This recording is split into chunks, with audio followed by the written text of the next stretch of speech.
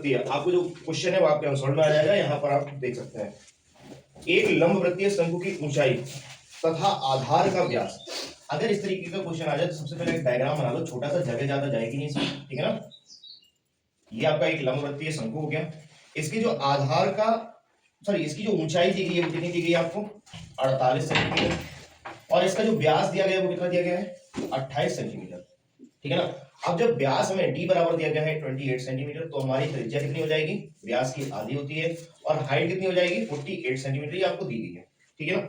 आगे हमसे पूछ रहा है शंकु का आयतन, तो शंकु के आयतन का सूत्र क्या होता है, शंकु का आयतन क्या होता है 1/3 पाई आर स्क्वायर एच।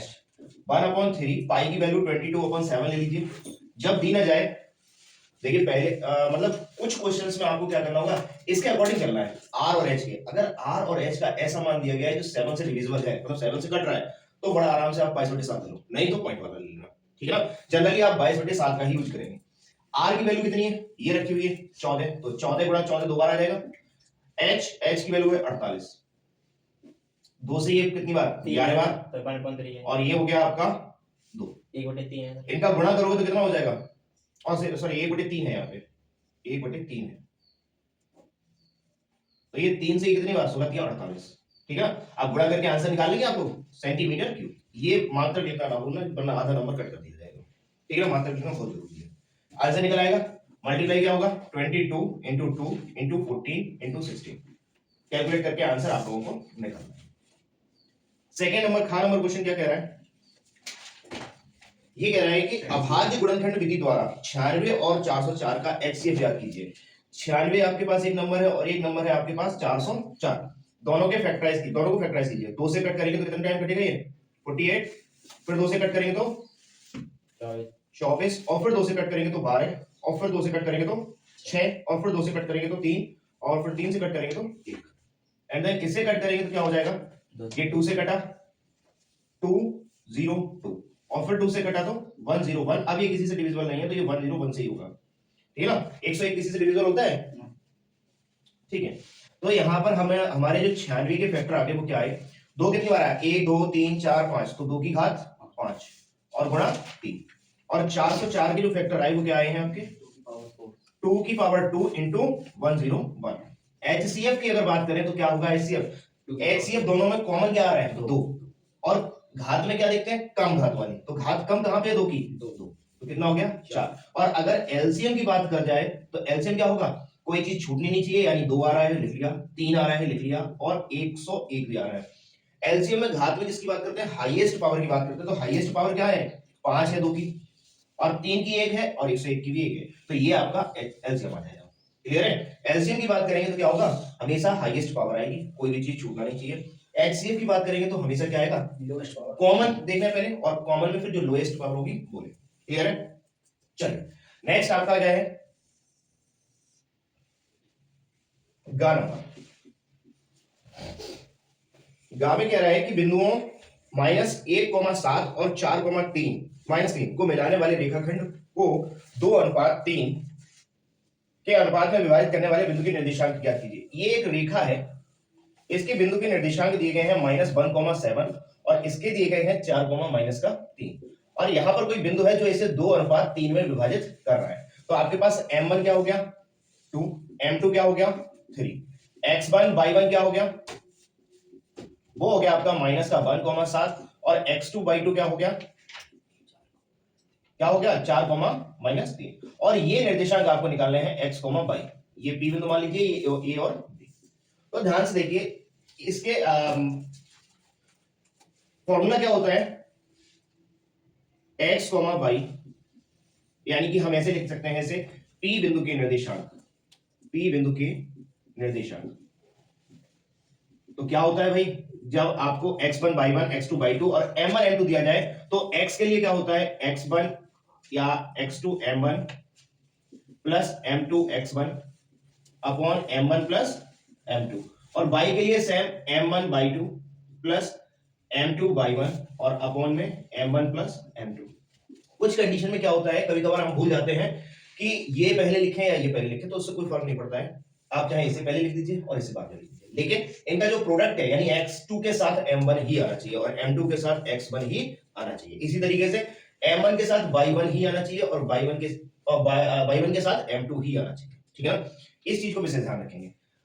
आगे आप इसमें वैल्यू रख दीजिए, x2 की वैल्यू कितनी है 4 इंटू m1 की वैल्यू कितनी है 2 प्लस m2 की वैल्यू कितनी है m2 3 है और x1 की वैल्यू कितनी है माइनस का 1 और अपॉन में कितना गया है 2 + 3। ठीक है, अगली लाइन में देखिए ध्यान से क्या हो रहा है m1/2, m1 की वैल्यू है 2 और y1 की वैल्यू कितनी है y1 ये रहा 7 प्लस m2 की वैल्यू कितनी है 3 और y1 की वैल्यू कितनी है 7। यस, यहां थोड़ा सा गलती हो गई है, y2 की जो वैल्यू है वो माइनस का 3 है। ठीक है, अपॉन m1 m2 क्या है 2 + 3। सॉल्व कीजिए जरा, 4 2 जा 8 और ये माइनस प्लस माइनस हो जाएगा तो 3 बचा और अपॉन में 5 हो गया। यहां पर ये माइनस का 6 हो गया और प्लस का 21 हो गया अपॉन 6। अगली लाइन में कैलकुलेट कर दो 5 अपॉन 5 क्या होगा अपॉन 5 और यहां पर 15 अपॉन 6 सॉरी 5 से 5 कैंसिल, 5 से 3 टाइम कैंसिल, क्या हो गया जो आंसर निकल के आया वो क्या आया 1,3 यानी कि यही आपके P बिंदु के निर्देशांक। क्लियर है। नेक्स्ट गा के बाद घा नंबर, घा नंबर में क्या कह रहे हैं, यदि साइन अल्फा इक्वल टू दिया गया है 1/2 एंड कॉस अल्फा दिया गया है sorry cos beta equal to दिया गया है 1/2 तो हमें अल्फा प्लस बीटा की वैल्यू निकालनी है। ध्यान से देखो, हमें अल्फा प्लस बीटा की वैल्यू फाइंड करनी है। साइन अल्फा इक्वल टू दिया गया है 1/2 तो 1/2 साइन में किसकी वैल्यू होती है 1/2 साइन में किसकी वैल्यू होती है अच्छा 30 अंश की, तो अल्फा क्या हो गया 30 अंश। क्लियर है, अल्फा की वैल्यू निकल आई। इसी तरीके से cos बीटा में अगर चेक करोगे तो 1/2 किसकी वैल्यू होती है 60, तो cos बीटा और इक्वल टू ये हो जाएगा cos 60 अंश। तो यहां से बीटा इक्वल टू कितना निकला आया 60। हमें किसकी वैल्यू पूछी गई है अल्फा प्लस बीटा की, तो अल्फा की वैल्यू आई है 30 और बीटा की वैल्यू आई है 60, तो कितना हो जाएगा 90। ये आंसर हो गया। कोई दिक्कत है। एक लास्ट क्वेश्चन है, थोड़ा सा बड़ा है, मैं इधर से इरेज कर देता हूं।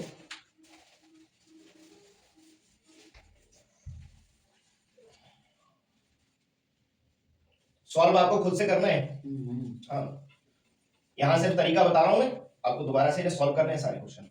जितना ज्यादा रिवीजन, जितना ज्यादा प्रैक्टिस, उतने ज्यादा मार्क्स, ध्यान रखना। और ये भी नहीं कि आज प्रैक्टिस की आज के बाद दोबारा उठाया नहीं कभी। ठीक है, हर रोज आपको प्रैक्टिस करनी है। चलिए अगला है आपका P बिंदु दिया गया है -6,8 की मूल बिंदु से दूरी। मूल बिंदु क्या होता है 0,0। इन दोनों के बीच की डिस्टेंस हमें चाहिए, ये मान लिया आपने O, ठीक है ना, O से रिप्रेजेंट करते हैं मूल बिंदु को, ठीक है ना, तो ये O मान लिया। अब हमें क्या करना है, यहां से इनके बीच की दूरी निकालनी है। तो हमारे पास ये x1 ये y1 हो गया और ये x2/2 हो गया। कोई दिक्कत है। अब हमारे पास बीच की दूरी का सूत्र क्या होता है r equal to under root के अंदर x2 माइनस x1 का whole square plus y2 minus y1 का होल स्क्वायर। इसमें भी थोड़ी सी कंफ्यूजन रहती है कभी कभार कि हम x1 पहले लिखें या x2 पहले लिखें, तो कोई फर्क नहीं पड़ता, आप x1 में से घटा दीजिए या y1 में से घटा दीजिए, ठीक है ना, तो कोई फर्क नहीं पड़ता। आगे x2 की वैल्यू है हमारे पास कितनी 0 और माइनस x1 क्या है माइनस का 6, तो माइनस के 6 का स्क्वायर प्लस y2 की वैल्यू क्या है 0 एंड y1 की वैल्यू है 8 का स्क्वायर। यहां हो गया आपका minus plus minus sorry minus minus plus, तो 6 का स्क्वायर क्या होता 36 और 8 माइनस के 8 का वर्ग हमेशा प्लस का ही हो जाएगा, यानी कि माइनस का वर्ग हमेशा प्लस हो जाता है। तो ये कितना हो गया 100। यहां से क्या निकला है आपका 10। इनके बीच की दूरी क्या होगी 10 इकाई। ये लिखना ना भूलें, आधा नंबर कट कर देते हैं, ठीक है ना, मात्रक लिखना जरूर भूलें। देखिए यहाँ पर हमें कुछ दिया तो नहीं क्या सेंटीमीटर या मीटर में कुछ भी, तो हम इकाई इसलिए लिख देंगे कि जिसमें भी ये ग्राफ बना होगा, सेंटीमीटर में ग्राफ बना हो, अगर मीटर में ग्राफ बना हो तो उसी में ये हो जाएगी, ठीक है ना, इसलिए ये लिख देते हैं। उसके बाद अगला क्वेश्चन है 4 नंबर, जो फर्स्ट है आपके 2-2 मार्क्स के आते हैं। इसमें 6 सवाल होते हैं, ठीक है ना, 6 सवाल, प्रत्येक सवाल आपको करना होता है, ये 12 नंबर के होते हैं। तो 2-2 नंबर मुझे नहीं लगता कोई ज्यादा कठिन है, सरल क्वेश्चन आते हैं सारे। अगला है cot a minus cos a upon cot A plus cos A, और इक्वल टू में हमें सिद्ध करना है cosec A minus 1 upon cosec A plus 1। चलिए तो इसे कैसे सॉल्व करेंगे? सबसे पहले क्या ले लेंगे? एलएचएस ले लीजिए, एलएचएस लेने एलएचएस लिया है तो एलएचएस क्या कह रहा है? एलएचएस कह रहा है कि कॉट है तो कॉट को किस में चेंज कर देना है? साइन और कॉस। साइन कॉस में, तो क्या हो जाएगा? Cos A upon sine A minus cos A ऐसे ही रखेंगे अपॉन इसकी इसी पैटर्न पे इसे भी चेंज कर लेंगे तो ये क्या हो जाएगा? Cos A upon sine. हमें फॉर्मूले बहुत अच्छे से याद होना चाहिए, अगर आप प्रैक्टिस सेट करने जा रहे हैं तो फॉर्मूले बहुत अच्छे से याद होने चाहिए, ठीक है ना? चलिए एलसीएम लेंगे तो क्या आ जाएगा? यहाँ साइन ए, ऊपर साइड पर एलसीएम लोगे तो साइन ए हो गया, यहाँ हो गया कॉस ए, और ब्रैकेट में अच्छा एक छोटा सा काम और कर सकते थे हम लोग, ठीक है ना? क्या कर सकते थे, लेकिन चलिए अगली लाइन में कर लेंगे हम लोग। देखिए ऊपर तो कॉस ए माइनस यहाँ हो जाएगा साइन ए कॉस ए, और अपॉन में यहां पर भी आप चेक करो तो cos A minus sign A cos A, और अपॉन में साइन, यानी कि एलसीएम ले लिया तो यही आता है। कोई दिक्कत है यहाँ पे? सर माइनस होगा प्लस होगा, साइन से साइन कैंसिल, ठीक है? ऊपर ध्यान से देखो तो क्या बन रहा है? ये माइनस नहीं सर कॉस कॉमन ले लो ऊपर तो दीजिए। क्वेश्चन सही बता रहा है, क्वेश्चन सही बता रहा है, ठीक है? कॉस ए कॉमन आ रहा है, क्या बचा? 1 माइनस साइन ए बचा, और नीचे कॉस ए फिर से कॉमन ले लिया तो हमें बचा 1 प्लस साइन ए। कोई बात नहीं, कॉस से कॉस खत्म हो गया, ठीक है?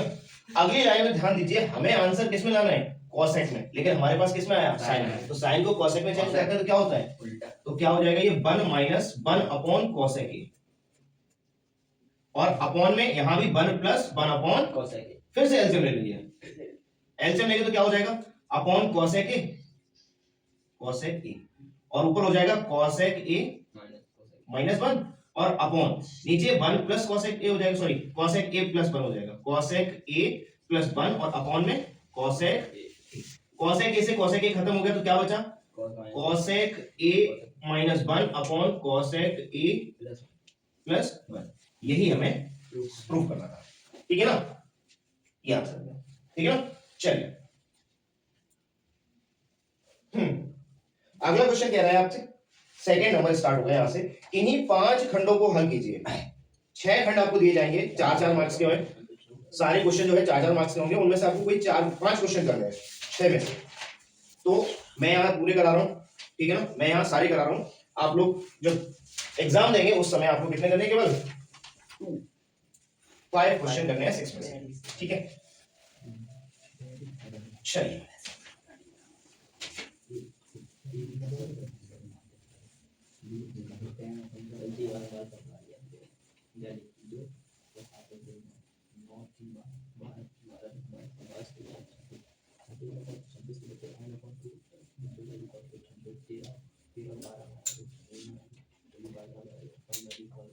पहला क्वेश्चन आपसे कह रहा है इसमें, किसी एपी का 17वां पद 10वें पद से 7 अधिक है। कितना अधिक है? 7 अधिक है। चलिए भाई, सेकंड का फर्स्ट, सेकंड का इसी एपी का 17वां पद, ध्यान से सुनिए, और इसका हमें इक्वेशन बनानी है सबसे पहले। किसी एपी का 17वां पद, तो 17वां पद यानी ए 17 होता है, ठीक है? आगे बोल रहा है उसके 10वें पद से, इसके इसी एपी के 10वें पद से 7 अधिक है। ये क्या है? 7 अधिक है। किससे? किससे?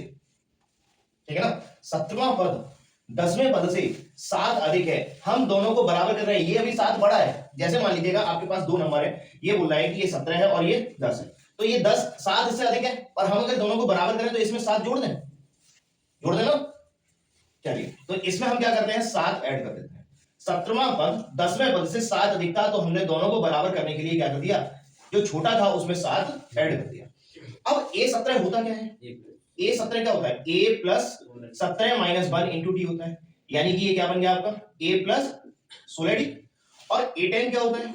a plus 10 minus 1 into D. आपको इसी तरीके से करना है एग्जाम में, समझ गए ना?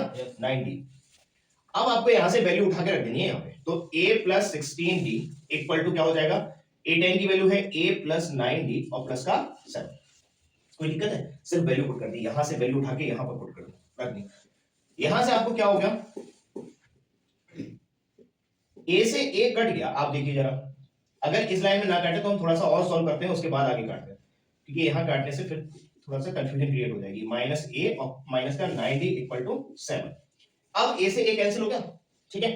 यहां बचा 16d, 16d में से 9d जाएगा तो कितना बचेगा?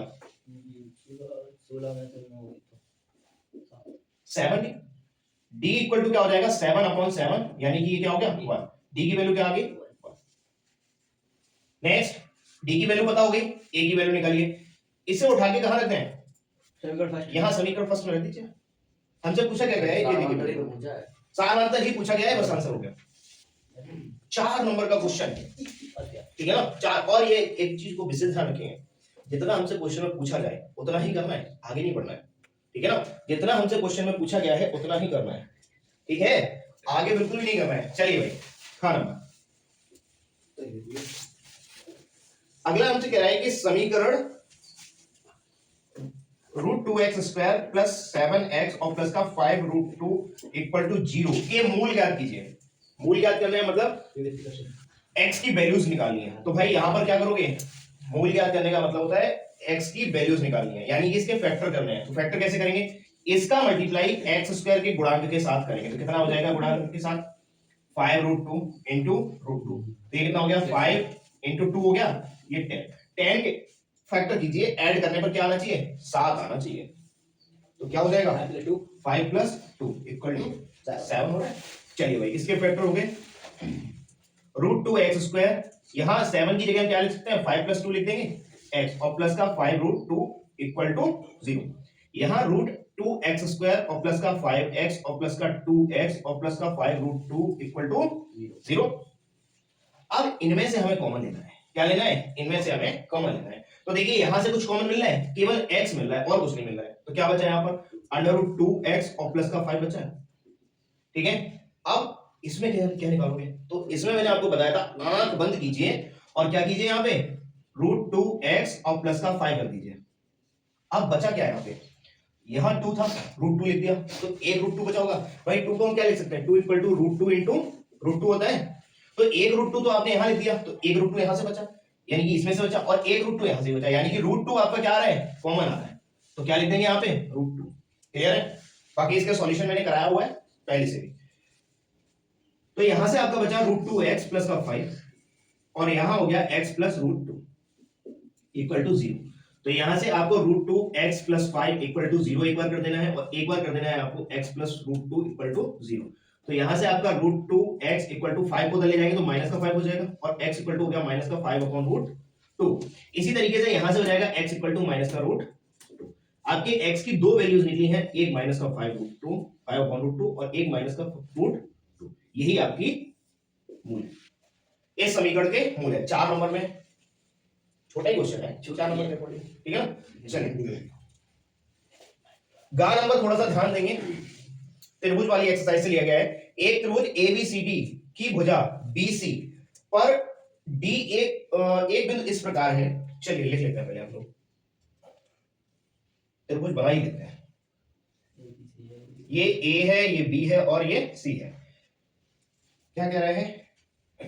बीसी, भुजा बीसी पर डी बिंदु इस प्रकार है कि, अच्छा इसे मिला भी देते हैं, फिर डी बिंदु ले लिया है तो ठीक है, कि angle A D C equal angle B A C सिद्ध करना है हमें। ये हमें गिवन है, ठीक है ना? ये हमें दिया गया है, और सिद्ध करना है, वो क्या करना है?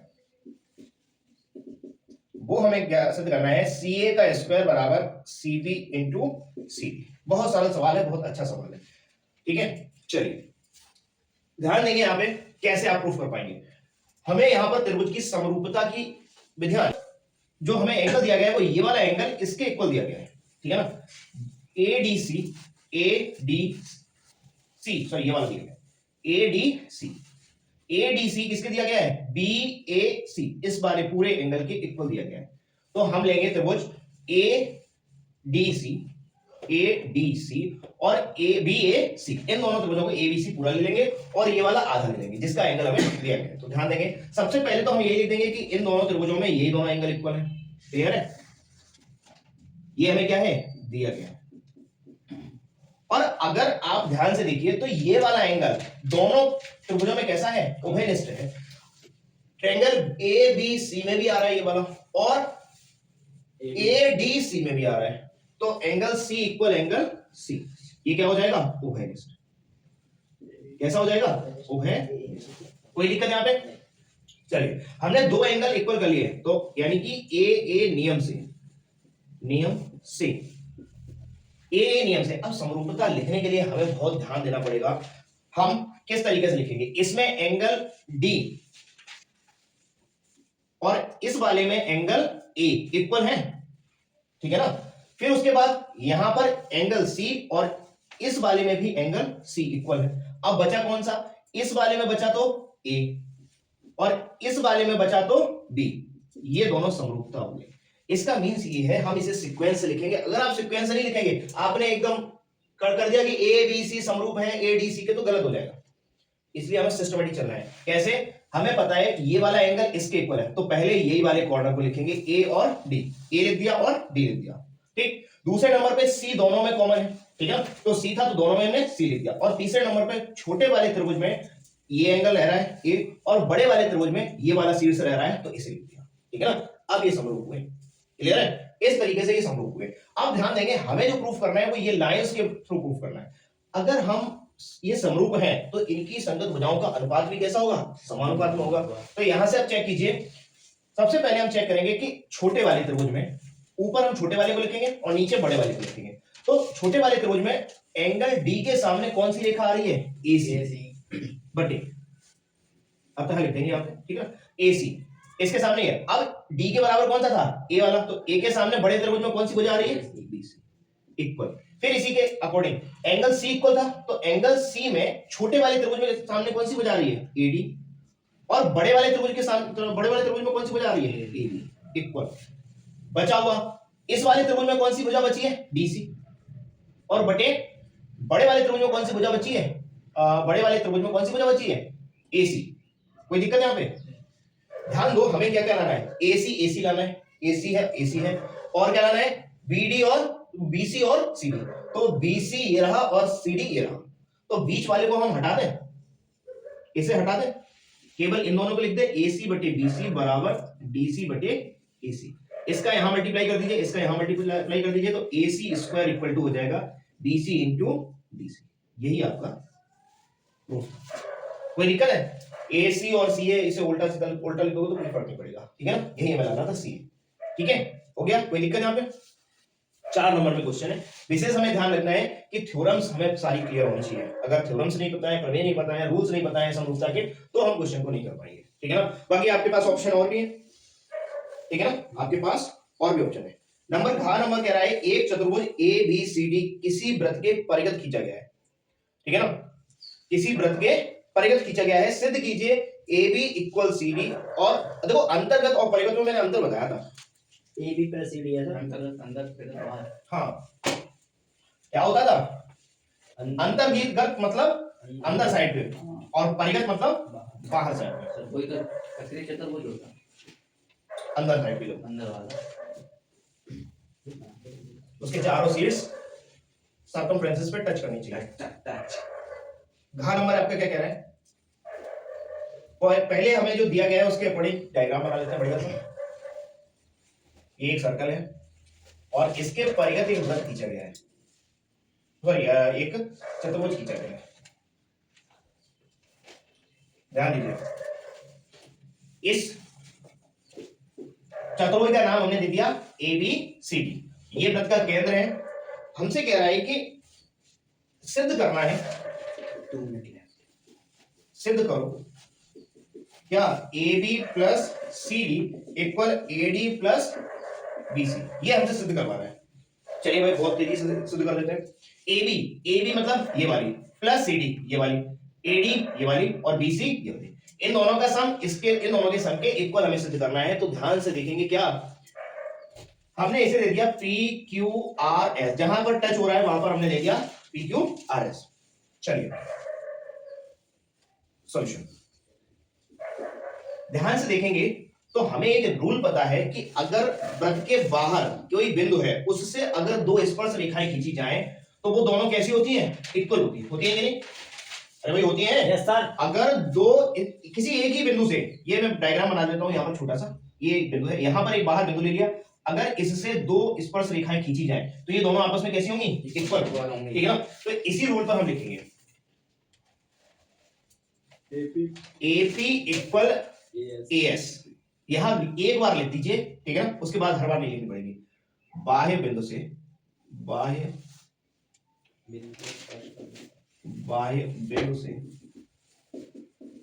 वृत्त पर खींची गई स्पर्श रेखाएं बराबर होती है, ठीक है ना? कोई दिक्कत यहाँ पे? फर्स्ट इक्वेशन हो गई। अगली इक्वेशन देखेंगे तो बी बिंदु से, ये तो ए बिंदु से हो गया, ए बिंदु से, और इसे समीकरण नंबर हम क्या ले देंगे? फर्स्ट। अब देखेंगे बी बिंदु से, तो बी बिंदु से आप देखिए तो पीबी इक्वल बी क्यू हो रहा है, बीपी इक्वल बी क्यू हो रहा है। कोई दिक्कत है? बाकी दोबारा हमें नहीं लिखनी है, सीधी लिख दिया, बी बिंदु से स्पर्श रेखा हो गई। अगली लाइन में हमें क्या करना है? अब देखना है सी बिंदु से भी दो स्पर्श रेखाएं आ रही हैं, देखिए ध्यान से, सी क्यू और सी आर। तो यहां पर लिख देते हैं सी आर और यहां पर लिख देते हैं सी क्यू, ठीक है ना? अगले पर देखेंगे तो डी बिंदु से, ये मैंने आपको बताया भी था क्यों हम ऐसा लिख रहे हैं। डी से देखोगे तो डीएस और डीआर, तो यहां लिख देंगे डीआर और यहां लिख देंगे डीएस। इसे समीकरण नंबर 2 दे देंगे, इसे समीकरण नंबर 3 दे देंगे, इसे समीकरण नंबर 4 दे देंगे। कोई दिक्कत यहाँ पे? अब चारों को उठा के जोड़ देंगे, angle equation first plus equation second plus equation third और प्लस इक्वेशन फोर्थ, चारों को उठा के क्या कर देना है? जोड़ देना है। तो एलएचएस एलएचएस में जुड़ जाएंगे, आरएचएस आरएचएस में जुड़ जाएंगे, AP plus BP plus CR और प्लस डीआर इक्वल, इधर क्या हो जाएगा? As plus BQ plus CQ और प्लस डीएस। यहां तक कोई दिक्कत है? सभी को भाई एलएचएस को एलएचएस में जोड़ दिया, आरएचएस को आरएचएस में जोड़ दिया। एपी और बीपी, इन दोनों को अगर देखो ध्यान से, एपी और बीपी मिलकर क्या बना रही है? एबी। सीआर और डीआर मिलकर क्या बना रही है? सीडी। इक्वल एएस और डीएस मिलकर क्या बना रहे हैं? एडी। और प्लस बीक्यू और सीक्यू मिलकर क्या बना रहे हैं? बीक्यू और सीक्यू मिलकर क्या बना रहे हैं? बीसी। क्या यही हमें प्रूफ करना था? बस यही आपको होगा। कोई दिक्कत है यहाँ पे? नहीं। नेक्स्ट क्वेश्चन है माध्यिका का। माध्यक हमें दिया गया है, तो हमें